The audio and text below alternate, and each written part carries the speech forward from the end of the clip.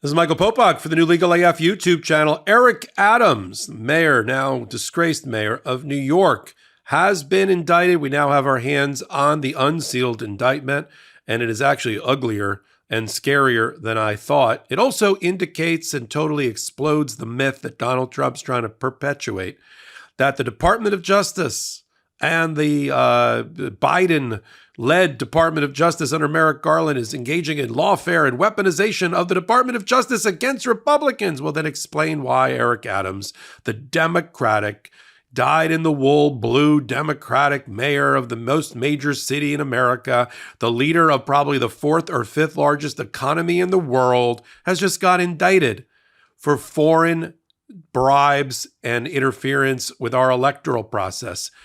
Let me get it through everybody's thick skull out there in MAGA world.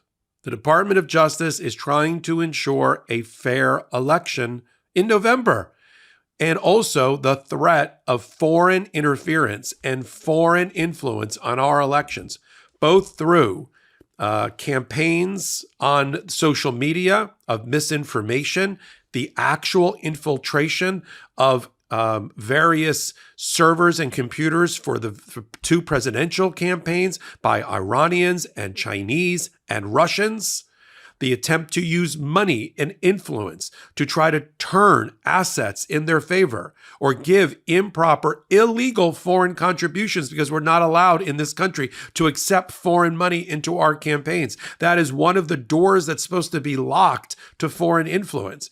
These are the things that keep the Department of Justice up at night. You want to know why Merrick Garland looks like he never sleeps and looks like he hasn't slept with his owlish appearance as a mature, sober individual? We may not like every decision he makes, but I don't think anybody can question that the Department of Justice burns the midnight oil and keeps the lights on 24/7. Bringing bad guys and bad people to justice. And what keeps them up at night, especially as we move close to a major presidential election on November 5th, is foreign infiltration of our election system. They do it in various ways. They do it through social media campaigns run by the Iranians, the Russians, the Chinese, and others, and even some of our frenemies, I'm looking at you, India, to try to influence public perception and to frankly put Americans at each other's throats, to destabilize our democracy, and so that they win.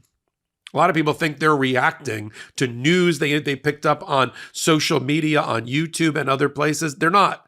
It has been conjured up for you and calculated for you to plant in your brain as a form of brainwashing misinformation, right? So that you vote against Kamala Harris, or you vote against American interests and you vote for foreign interests.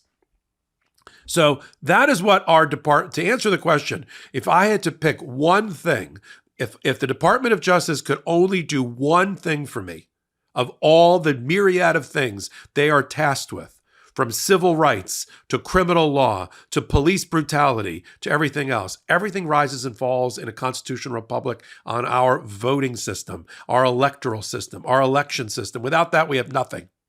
If we can't vote the bastards out, so to speak, we don't have a constitutional republic. So for me, if they only could do one thing, it would protect us from foreign interference and an attempts to steal our election. Donald Trump likes to say, Russia, Russia, Russia. It is Russia, Russia, Russia. It is Russia, Russia, Russia today. Both trying to influence and get Donald Trump elected. That's why the Russian government, through RT, Russia Television Media, invested over $10 million and captured, willingly or not, a alt-right wing media company in Tennessee called Tenet Media, who then took the $10 million and gave it to its alt-right podcasters, who then spewed lies on their podcast to all their Trump bros and all their other people. Espousing, because they're such idiots, they ended up espousing interests in foreign issues that were against American interests, that were pro-Russia, for the $10 million. You want to know how much the price of patriotism is and how much they sacrificed? And so the Department of Justice went after Tenet Media and prosecuted RT. Well, actually, they prosecuted RT, the Russian government. The Russian government cheekily said to a Reuters news reporter, there's a few things that you can always rely on: death, taxes, and Russian interference in your election. They actually said that out loud. That keeps the Department of Justice up at night. Iranians trying to hack and or assassinate Donald Trump keeps the Department of Justice up at night. So they're prosecuting Iranians who are trying to infiltrate the computer servers, and pulled the dossier white paper for J.D. Vance out and circulated it to embarrass Donald Trump. That's a problem. And now you've got the mayor of New York. I don't think he's going to be the mayor of New York much longer. I'll have to be doing regular updates and hot takes here on the new Legal AF MTN channel. But Mayor Adams' corruptions, at least as alleged in the indictment, seems to go back all the way to when he was Brooklyn borough president. We got 5 boroughs in New York. Brooklyn is one of them. It's actually one of the largest ones. If Brooklyn was its own economy, I think it'd be in the top 5 by itself. New York would be in the top 3 or 4. And he was the most powerful borough president, former police captain. I've met him. I donated money to him at one point when he was first running, because I thought he was a lot better than Mayor de Blasio coming out of COVID. I thought former cop, kind of a man of the people, not a man of the people. His nickname became Mayor Playboy, Mayor Swagger, Mayor Nightclub, because that's all he ever did at night. He was always out with shady people who owned shady nightclubs at night. And there had been a rumor that came out during the campaign when he was running in the primary for mayor of New York, that he was a thug and he was corrupt. And I remember hearing it. And then he went after the opponent that said that and called for a retraction, and defamation charges were going to be lodged, and it disappeared. But it stuck in my mind. I don't vote in the New York elections anymore. I live in New Jersey, but I practice law in New York, and I'm there a lot. So I was like, why are they saying that about him? That's interesting. Sort of filed that away, and 4 years later, here we go. He's been taking bribes, according to the indictment, since 2016, 2015, and foreign bribes. And that's the problem. Foreign infiltration of our election system comes in many different shapes and forms. And we have a Department of Justice that is worried about it. Forget Eric Adams' press conferences, all these staged events, performative art pieces, where he says he's innocent until proven guilty. I agree with that. But then he says, this is the weaponization of the Department of Justice on display. No, it's not. They don't have blinders on, and you seem to be corrupt, and public corruption is a problem. And when you combine the two Venn diagrams of public corruption and foreign influence in our elections, okay, then the Department of Justice's hair is on fire. And that's why the Southern District of New York, which is the U.S. Attorney's Office for Manhattan, went after Eric Adams and indicted him on 5 charges along with 2 of his aides. Now, I was not surprised. There are at least 4 different federal investigations swirling around Eric Adams City Hall with Eric Adams in the center. If it's one of those movies where they have all the pictures up, like the family tree of organized crime, and there's all sorts of yarn connecting the dots, like Homeland or whatever, Eric Adams would have been in the center with a big red circle by the protagonist on the show or the movie. So we were just waiting. Here in New York, it was just like, when is the other shoe going to drop? And how many shoes does this thing have? It's like a centipede. So many shoes were dropping. 4 different criminal investigations against the Adams administration, leading to dozens of people resigning, including his chief of staff, including his lead lawyer, including his police commissioner. It got so bad that New York in the last 2 weeks lost 2 police commissioners back to back. One stepped down because his phone got picked up in a separate investigation about his brother, that's Eddie Caban. And then the replacement, Tom Donlin, he had to step down because his phone and his house got raided because he may have violated national security interests in another job he had for Homeland Security. But that was just a signal that the feds were sending to City Hall and Mayor Adams, we're coming to you next. Literally, they were cooking this frog right before our eyes. The old line about, how do you cook a frog? Sorry, vegans. You can't just throw them in a hot pot of boiling water. You put them into a cold bath of water, and then you slowly turn up the heat. And by midday, that frog is cooked. Eric Adams is the frog. And they were cooking him from the inside out for the last several. So one investigation brought down the police commissioner. Then you got the one that kind of collided here with Eric Adams involving Winnie Greco in his office about the Asian community and foreign influence and contributions made by them to the Adams campaign. According to the indictment, Eric Adams had his hand out and brought in hundreds of thousands of dollars that he did not report in foreign, illegal, because it's always illegal, foreign contributions to his campaign. And then it was a quid pro quo because he did things in response to getting the money. It wasn't just, I like where, now I've met the guy. I looked at him, I took the measure of the man in person that I was about to write a check for. I looked at him from head to toe at this small gathering at the Kimberly Hotel, for those that follow New York, when he was running. And I said, all right, look at this guy. He's got a shirt button open. He's got a gold chain on. He's got a pair of Gucci loafers. That's pretty good for a former police captain. He's a law and order guy. He's Black American. I'm thinking this is the perfect. If I said at the time to somebody that if they were making a perfect mayor for the time in a lab for New York, out would pop Eric Adams. I didn't know about him being on the take as alleged all this time. And although I did say Gucci loafers are very expensive, I don't know how he affords that, but now we know. And what was the quid pro quo that's in the indictment? He changed policy, or he pressured people in his administration to look the other way on certain things in order to benefit his friends in the foreign governments. Take Turkey, for example. Sounds like the start of a vaudeville joke. Take Turkey, for example. Thanksgiving's right around the corner. Turkey was building a new consulate in New York, like a diplomatic building. And it seemed to have a couple of safety violations that in the construction, they couldn't get their certificate of occupancy. So Mayor Adams, after taking hundreds of thousands of dollars from the Turkish government, becoming friends with the Turkish officials since he was the borough president in Brooklyn, going on fancy first class, tens of thousands of dollars flights to Istanbul, staying in suites that cost tens of thousands of dollars. What did he do? He picked up the phone. He called the fire marshal, the people responsible, and told them to look the other way or they were going to lose their job, approve the building because the president of Turkey was on his way and they didn't want to be embarrassed. But it gets more disgusting and depraved. For those of my friends in the Armenian community, and I have many, go Armos.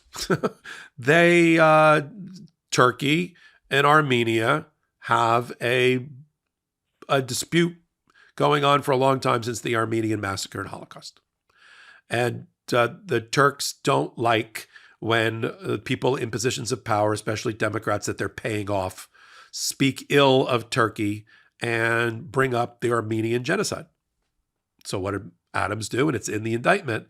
He looked the other way and didn't make statements about the Armenian genocide. It'd be like talking about the Holocaust and refusing to. It would be like, let me put this in clarity here, in sharp relief. It would be the equivalent of the mayor of New York taking money from the Germans to not talk about the Holocaust on Holocaust Remembrance Day. It would be almost identical to that, except just substitute Armenian genocide. And he did.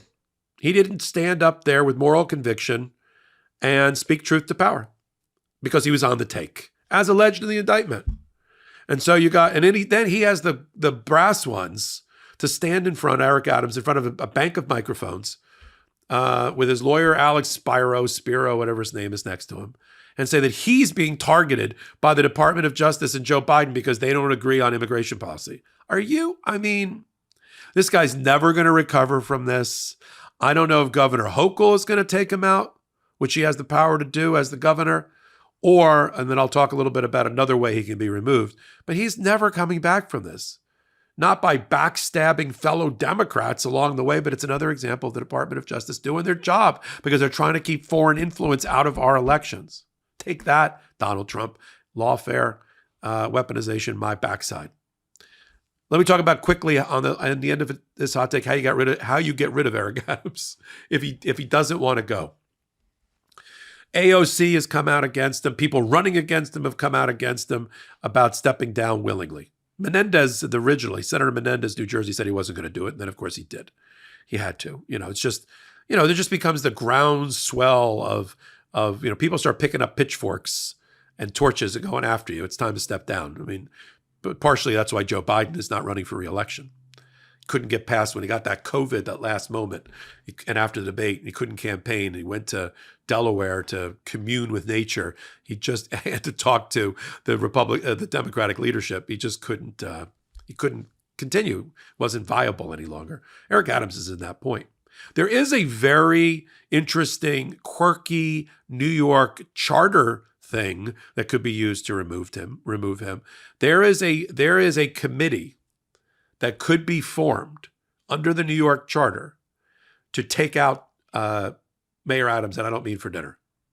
It's comprised of the controller, who's the chief financial officer of New York, the general counsel for the Corp Council, which is the municipal entity of New York, and a deputy mayor that's actually appointed by the mayor, and a couple of other people. They can get together in a committee, and they can say he can't run any longer. He can't manage the city any longer.